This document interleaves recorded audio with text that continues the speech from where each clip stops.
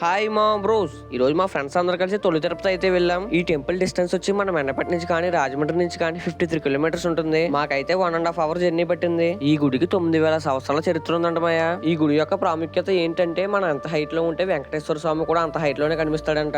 అలా కనిపించాలంటే ఎగ్జాక్ట్ గా ఈ ప్లేస్ లోంచే చూడాలి. ఈ గుడికి లైన్ గా 7 వారాలు వెళ్తే మనం కోరుకున్న కోరిక ఖచ్చితంగా తీరుతుందంట. వెంకటేశ్వర స్వామి మొట్టమొదటిగా అడుగు పెట్టింది ఈ ప్లేస్ లోనే, అందుకే దీన్ని తొలి తిరుపతి అని పేరు పెట్టారు. ప్రతి శనివారం ఈ గుడిలో అన్నదానం చేస్తారు. శనివారం అయితే ఈ గుడి అస్సలు ఖాళీ ఉండదంట.